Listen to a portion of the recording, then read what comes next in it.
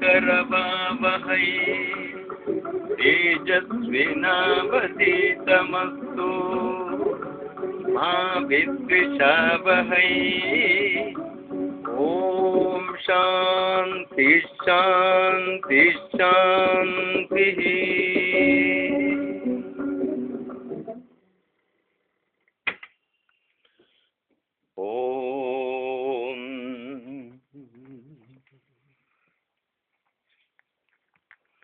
ಯೋಗ ಬಂಧುಗಳಿಗೆ ನಮಸ್ಕಾರ. ನಾವು ಈವರೆವಿಗೆ ಮಹರ್ಷಿ ಪತಂಜಲಿ ಪ್ರಣೀತ ಅಷ್ಟಾಂಗ ಯೋಗಗಳಲ್ಲಿ ಯಮ, ನಿಯಮ, ಆಸನ ಇವುಗಳ ಬಗ್ಗೆ ಬಹಳಷ್ಟು ವಿಚಾರಗಳನ್ನು ತಿಳಿದುಕೊಂಡಿದ್ದೇವೆ.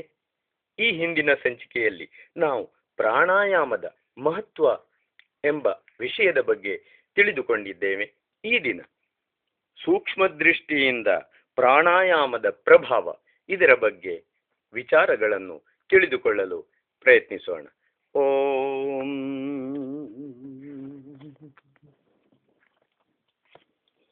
ಸೂಕ್ಷ್ಮ ದೃಷ್ಟಿಯಿಂದ ಪ್ರಾಣಾಯಾಮದ ಪ್ರಭಾವ.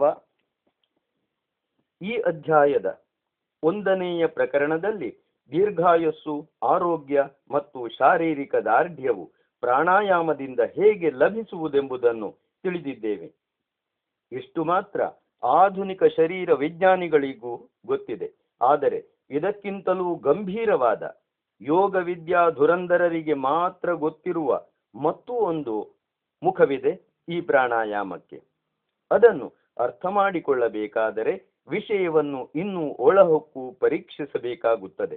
ಅಥರ್ವ ವೇದದಲ್ಲಿ ಈ ಮಂತ್ರವಿದೆ: ಅಷ್ಟಾಚಕ್ರ ನವದ್ವಾರ ದೇವಾನಾಂ ಪೂರಯೋಧ್ಯ ತಸ್ಯಾಂ ಹಿರಣ್ಯಯಃ ಕೋಶಃ ಸ್ವರ್ಗೋ ಜ್ಯೋತಿಷಾವೃತಃ. ಅಥರ್ವವೇದ. ಈ ದೇಹವು ಮೂಲಾಧಾರ, ಸ್ವಾಧಿಷ್ಠಾನ, ಮಣಿಪುರಕ, ಸೂರ್ಯ, ಅನಾಹತ, ವಿಶುದ್ಧಿ, ಆಜ್ಞಾ ಮತ್ತು ಭ್ರಮರಗುಹ ಎಂಬ 8 ಚಕ್ರಗಳಿಂದಲೂ, 2 ಕರ್ಣರಂಧ್ರಗಳು, 2 ನಾಸಿಕಾರಂಧ್ರಗಳು, 2 ನೇತ್ರಗಳು, ಬಾಯಿ, ಮಲದ್ವಾರ ಮತ್ತು ಮೂತ್ರೇಂದ್ರಿಯ ಎಂಬ 9 ಬಾಗಿಲುಗಳಿಂದಲೂ ಕೂಡಿದೆ. ಈ ಶರೀರ ಅಯೋಧ್ಯ ಎಂದರೆ ಅಹಿಂಸನೀಯವಾದದ್ದು, ದಿವ್ಯ ಶಕ್ತಿಗಳ ಬೀಡಾಗಿರುತ್ತದೆ. ಇದರಲ್ಲಿಯೇ ಹಿತನೂ ರಮಣೀಯನೂ ಆದ ಪರಮಾತ್ಮನ ಗುಪ್ತವಾದ ಸ್ಥಾನವಿದೆ. ಇವನು ಜ್ಯೋತಿ ಸ್ವರೂಪನೂ ಸುಖಮಯನೂ ಆಗಿದ್ದಾನೆ. ಈ ಮಂತ್ರದಲ್ಲಿ ಗುಪ್ತವಾದ ನವದ್ವಾರಗಳು ಸ್ಥೂಲ ಮತ್ತು ಬಹಿರ್ಮುಖವಾಗಿರುವುದರಿಂದ ಸಾಧಾರಣರಿಗೂ ಸಹ ಅರ್ಥವಾಗುತ್ತದೆ. ಆದರೆ 8 ಚಕ್ರಗಳು ಶರೀರದ ಒಳಗಿನ ಸೂಕ್ಷ್ಮ ವಸ್ತುಗಳಾದುದರಿಂದ ಇವುಗಳ ವಿಷಯ ಸ್ವಲ್ಪ ವಿವೇಚನೆ ಮಾಡಬೇಕಾಗಿರುತ್ತದೆ. ಚಕ್ರ ಎಂದೊಡನೆ ಗುಂಡಗಿರುವ ಯಾವುದೋ ಅಂಗ ಎಂದು ಕಲ್ಪನೆ ಸಹಜವಾಗಿ ಮೂಡುತ್ತದೆ. ಆದರೆ ಯೌಗಿಕ ಸಾಹಿತ್ಯದಲ್ಲಿ ಚಕ್ರಗಳು ಗಾಲಿಗಳಲ್ಲ, ದೇಹದೊಳಗಿನ ಸ್ಥಾನ ವಿಶೇಷಗಳಲ್ಲಿನ ಜ್ಞಾನತಂತುಗಳ ಸಂಗಮ ಸ್ಥಾನಗಳಿಗೆ ಚಕ್ರಗಳೆನ್ನುತ್ತಾರೆ. ಬೇರೆ ಬೇರೆ ಸ್ಥಳಗಳಲ್ಲಿ ಕವಲೊಡೆದ ಜ್ಞಾನತಂತುಗಳು ಗ್ರಂಥಿ ರೂಪದಲ್ಲಿ ಸೇರುತ್ತವೆ. ಇಂತಹ ಒಂದೊಂದು ಸಂಗಮ ಸ್ಥಳವನ್ನು ಒಂದೊಂದು ಚಕ್ರವೆಂದು ಕರೆಯುತ್ತಾರೆ.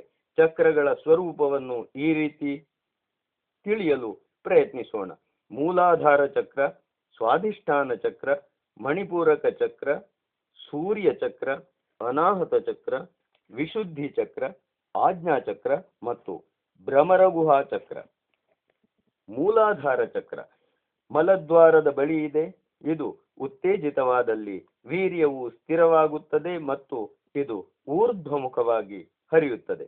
ಸ್ವಾಧಿಷ್ಠಾನ ಚಕ್ರ ಮೂಲಾಧಾರದಿಂದ 4 ಅಂಗುಲ ಮೇಲಕ್ಕಿದೆ. ಇದು ಉತ್ತೇಜಿತವಾದಲ್ಲಿ ಪ್ರೇಮ ಮತ್ತು ಅಹಿಂಸಾ ಭಾವನೆ ಜಾಗೃತವಾಗುತ್ತದೆ.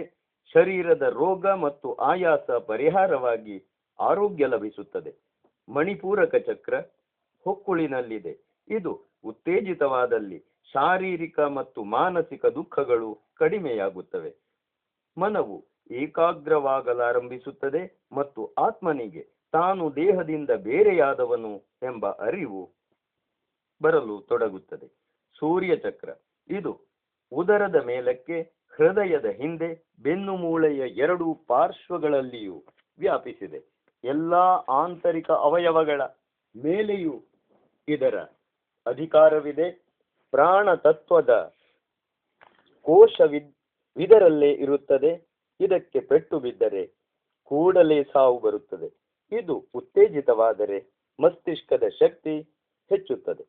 ಅನಾಹತ ಚಕ್ರ ಹೃದಯ ಸ್ಥಾನದಲ್ಲಿದೆ. ಹೃದಯದ ಕ್ರಿಯೆಗಳಿಗಿಲ್ಲ, ಇದು ಆಶ್ರಯೀಭೂತವಾಗಿದೆ.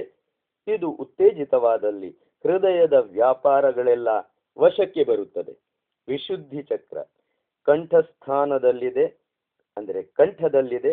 ಕಂಠದ ಮೂಲ ಸ್ಥಾನದಲ್ಲಿನ ಎರಡೂ ಮೂಳೆಗಳ ನಡುವಣ ಕೋಮಲವಾದ ಸ್ಥಾನದಲ್ಲಿ ಇದು ಅಡಗಿದೆ.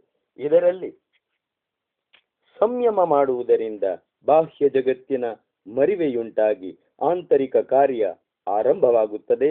ತಾರುಣ್ಯ ಮತ್ತು ಉತ್ಸಾಹ ಲಭಿಸುತ್ತದೆ. ಆಜ್ಞಾತ ಚಕ್ರ ಎರಡು ಹುಬ್ಬುಗಳ ನಡುವೆ ಇದೆ. ಇದು ಉತ್ತೇಜಿತವಾದಲ್ಲಿ ಶರೀರವು ವಶಕ್ಕೆ ಬರುತ್ತದೆ ಮತ್ತು ನಾಡಿಗಳಲ್ಲಿಯೂ ನರಗಳಲ್ಲಿಯೂ ಸ್ವಾಧೀನತೆ ಉಂಟಾಗುತ್ತದೆ.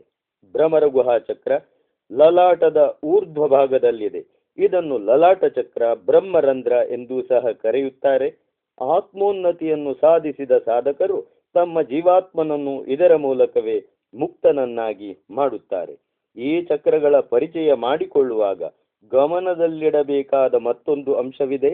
ಶರೀರದಲ್ಲಿ ಮೇರುದಂಡ ವಿಭಾಗ ಮತ್ತು ಸಹಾನುಭೂತಿಪರ ವಿಭಾಗ ಎಂದು ಎರಡು ಬಗೆಯ ಜ್ಞಾನತಂತು ಸಮೂಹಗಳಿವೆ.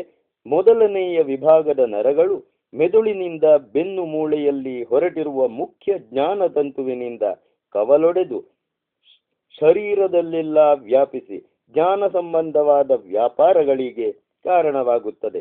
ಎರಡನೆಯ ವಿಭಾಗದ ನರಗಳು ಮೇರುದಂಡದ ಎಡ ಮತ್ತು ಬಲಕ್ಕೆ ಹೆಣೆದಿರುವ ಇಡ ಮತ್ತು ಪಿಂಗಳ ಎಂಬ ಎರಡು ಮುಖ್ಯ ನಾಡಿಗಳಿಂದ ಹೊರಟು ಅಲ್ಲಲ್ಲಿ ಕೇಂದ್ರೀಭೂತವಾಗಿ ಶರೀರದಲ್ಲೆಲ್ಲ ವ್ಯಾಪಿಸಿರುತ್ತದೆ. ಈ ವಿಭಾಗದ ನರಗಳಿಂದಲೇ ಶರೀರದ ಒಳಗಿನ ಕ್ರಿಯೆಗಳೆಲ್ಲ ನಡೆಯುತ್ತವೆ. ಈ ನರಗಳ ಬೇರೆ ಬೇರೆ ಸಂಗಮ ಸ್ಥಾನಗಳೇ ಮೇಲೆ ಹೇಳಿದ ಚಕ್ರಗಳು. ಮೊದಲನೆಯ ನರಗಳ ವಿಭಾಗದೊಂದಿಗೆ ಈ ವಿಭಾಗದ ನರಗಳ ಸಂಬಂಧವಿರುವುದಾದರೂ ಈ ಚಕ್ರಗಳೆಲ್ಲ ಎರಡನೆಯ ವಿಭಾಗಕ್ಕೆ ಸೇರಿದುದಾಗಿದೆ.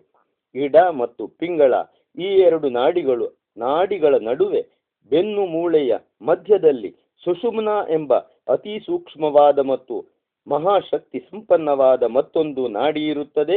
ಇದು ಮಲದ್ವಾರದ ಸಮೀಪದಿಂದ ಆರಂಭವಾಗಿ ಮೇರುದಂಡದ ಮೂಲಕ ಹಾದು ಬ್ರಹ್ಮರಂಧ್ರದವರೆಗೂ ಹೋಗುತ್ತದೆ. ಇದರ ಎಡಬಲಗಳಲ್ಲಿಯೇ ಇಡ ಮತ್ತು ಪಿಂಗಳ ನಾಡಿಗಳು ಹೊರಟು ನಾಸಿಕದ ಮೂಲ ಭಾಗದವರೆಗೂ ಹೋಗಿವೆ. ಮೇಲೆ ಹೇಳಿದ ಮೂಲಾಧಾರ ಚಕ್ರದ ಕೆಳಗೆ ಸುಷುಮ್ನಾ ನಾಡಿಯ ಕೆಳಮುಖದ ಸಮೀಪದಲ್ಲಿ ಸುರುಳಿ ಸುತ್ತಿಕೊಂಡ ಮತ್ತೊಂದು ನಾಡಿ ಇದೆ. ಹಾವಿನಂತೆ ಕೊಂಡಿರುವುದರಿಂದಲೇ ಇದಕ್ಕೆ ಕುಂಡಲಿನಿ ಎನ್ನುತ್ತಾರೆ. ಈ ಸುರುಳಿ ಸುತ್ತಿದ ನಾಡಿಯಲ್ಲಿ ಅದ್ಭುತವಾದ ಶಕ್ತಿ ಸಂಚಿತವಾಗಿರುತ್ತದೆ. ಈ ಸುರುಳಿ ಸುತ್ತಿದ ನಾಡಿ ನೇರವಾಗಿ ಅದರ ಮುಖವು ಸುಷುಮ್ನಾ ನಾಡಿಯೊಂದಿಗೆ ಕೂಡಿಕೊಂಡರೆ ಅದನ್ನೇ ಕುಂಡಲಿನಿ ಶಕ್ತಿಯ ಜಾಗೃತಿ ಎಂದು ಕರೆಯುತ್ತಾರೆ. ಆ ಸ್ಥಿತಿಯಲ್ಲಿ ಇದರಲ್ಲಿನ ಶಕ್ತಿ ಸುಷುಮ್ನಾ ನಾಡಿಯ ಮೂಲಕ ಹರಿದು ಇಡಾಪಿಂಗಳ ಮತ್ತು ಚಕ್ರಗಳನ್ನೆಲ್ಲ ಬೆಳಗುತ್ತಾ ಹೋಗುತ್ತವೆ. ಯಾವ ಚಕ್ರಕ್ಕೆ ಕುಂಡಲಿ ಶಕ್ತಿ ಪ್ರವಾಹ ಮುಟ್ಟುವುದೋ ಆಯಾ ಚಕ್ರವು ಊರ್ಧ್ವಮುಖವಾಗಿ ಅರಳುತ್ತದೆ. ಇದು ಆಜ್ಞಾಚಕ್ರವನ್ನು ಮುಟ್ಟಿದಾಗ ಸಂಪ್ರಜ್ಞಾತ ಸಮಾಧಿಯ ಯೋಗ್ಯತೆಯು, ಸಹಸ್ರಾರ ಚಕ್ರ ಅಂದರೆ ಬ್ರಹ್ಮರಂಧ್ರವನ್ನು ಮುಟ್ಟಿದಾಗ ಅಸಂಪ್ರಜ್ಞಾತ ಸಮಾಧಿಯ ಯೋಗ್ಯತೆಯು ಪ್ರಾಪ್ತವಾಗುತ್ತದೆ. ಈ ಪ್ರಕರಣದಲ್ಲಿ ನಾವು ಕೇಳಿರುವ ಅಂತರವಯವಗಳೆಲ್ಲ ಅತಿ ಸೂಕ್ಷ್ಮವಾದುದರಿಂದ ಆಧುನಿಕ ಶರೀರ ಶಾಸ್ತ್ರಜ್ಞರು ಇವುಗಳ ಬಗ್ಗೆ ಯಾವುದೊಂದು ಪ್ರಕಾಶವನ್ನು ಬೀರಿಲ್ಲ. ವಸ್ತುತಃ ಇದು ಅವರ ಕ್ಷೇತ್ರದ ಪರಿಧಿಯಲ್ಲಿನ ವಿಷಯವೂ ಅಲ್ಲ. ಆಧ್ಯಾತ್ಮಿಕ ದೃಷ್ಟಿಯಿಂದ ಪ್ರಾಣಾಯಾಮದಿಂದ ಲಭಿಸುವ ಸಿದ್ಧಿಯನ್ನರಿಯಲು ಇಷ್ಟು ಪರಿಚಯವಾದರೂ ಅವಶ್ಯಕವಾಗಿರುವುದರಿಂದ ಈ ಪ್ರಕರಣದಲ್ಲಿ ಇಷ್ಟನ್ನು ಹೇಳಬೇಕಾಯಿತು. ಪ್ರಾಣಾಯಾಮದ ಸಾಧನೆಯಿಂದ ಕುಂಡಲಿನಿಯು ಜಾಗೃತವಾಗಿ ಅದರಿಂದ ಮೇಲೆ ಹೇಳಿದ ಚಕ್ರಗಳು ಅರಳಿ ಆಯಾ ಚಕ್ರಗಳ ವರ್ಣನೆಯಲ್ಲಿ ಹೇಳಿರುವ ಫಲಗಳು ಲಭಿಸುತ್ತವೆ. ಪ್ರಾಣಾಯಾಮವು ಸಾಂಸಾರಿಕ ಮತ್ತು ಪಾರಮಾರ್ಥಿಕ ಎರಡು ದೃಷ್ಟಿಯಿಂದಲೂ ಲಾಭಪ್ರದ, ಅದ್ಭುತ ಶಕ್ತಿಪ್ರದ ಎಂಬುದು ಇದುವರೆಗೆ ಹೇಳಿರುವುದರಿಂದ ವ್ಯಕ್ತವಾಗುತ್ತದೆ. ನೀಳವಾದ ರೇಚಕದಿಂದ ಶ್ವಾಸಕೋಶಗಳಲ್ಲಿದ್ದ ಅಶುದ್ಧ ವಾಯುವಿನ ಪರಿತ್ಯಾಗ, ಕುಂಭಕದಿಂದ ಹೃದಯಕ್ಕೆ ವಿಶ್ರಾಂತಿ ಮತ್ತು ನೀಳವಾದ ಪೂರಕದಿಂದ ಶ್ವಾಸಕೋಶಗಳಿಗೆ ಪೂರ್ಣ ಪ್ರಮಾಣದಲ್ಲಿ ಪ್ರಾಣವಾಯು ಲಭಿಸುವುದರಿಂದ ರಕ್ತ ಶುದ್ಧಿಯಾಗಿ ಸಮಗ್ರ ಶರೀರಕ್ಕೂ ಆರೋಗ್ಯ ಮತ್ತು ಶಕ್ತಿ ಲಭಿಸುವುದು ಮಾತ್ರವಲ್ಲ, ಮೇಲೆ ಹೇಳಿದ ಚಕ್ರಗಳ ಧ್ಯಾನ ಮಾಡುತ್ತಾ ಸೂಕ್ಷ್ಮವಾಯುವನ್ನು ಅವುಗಳಲ್ಲಿ ತುಂಬುವುದರಿಂದ ನರಗಳ ಮತ್ತು ನಾಡಿಗಳ ಶೋಧನ ಹಾಗೂ ಜಾಗೃತಿಯುಂಟಾಗಿ ಚಿತ್ತಸ್ಥೈರ್ಯ ಲಭಿಸಿ ವಿಷಯ ಭೋಗಗಳ ಕಡೆಯಿಂದ ಮನಸ್ಸು ವಿರತವಾಗಿ ಬ್ರಹ್ಮಚರ್ಯ ಸಾಧನೆಯಿಂದ ಅಲೌಕಿಕ ಶಕ್ತಿಯೂ ಕೂಡ ಹುಟ್ಟಿ ದೀರ್ಘಾಯುವಾಗಿ ಬಾಳುವ ಭಾಗ್ಯವು ಲಭಿಸುತ್ತದೆ. ಆಧ್ಯಾತ್ಮಿಕ ದೃಷ್ಟಿಯಿಂದಲಂತೂ ಪ್ರಾಣಾಯಾಮದ ಮಹತ್ವಕ್ಕೆ ಮಿತಿ ಇಲ್ಲವೆಂದೇ ಹೇಳಬೇಕು. ಆದರೆ ಕುಂಡಲಿನಿ ಜಾಗೃತಿ ಈ ಮೊದಲಾದ ಆಂತರಿಕ ವ್ಯಾಪಾರಗಳಿಗೆ ರಾಜಯೋಗದಲ್ಲಿ ಅಷ್ಟೇನೂ ಮಹತ್ವವಿಲ್ಲ.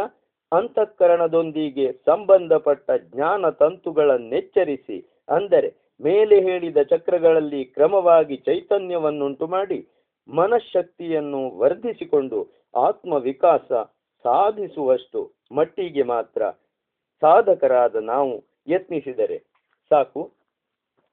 ಯೋಗ ಬಂಧುಗಳೇ, ಮುಂದಿನ ಪ್ರಕರಣದಲ್ಲಿ ನಾವು ಪ್ರಾಣಾಯಾಮದ ಬಗ್ಗೆ ಬಹಳಷ್ಟು ವಿಚಾರಗಳನ್ನು ತಿಳಿದುಕೊಳ್ಳಲು ಪ್ರಯತ್ನಿಸೋಣ. ಓಂ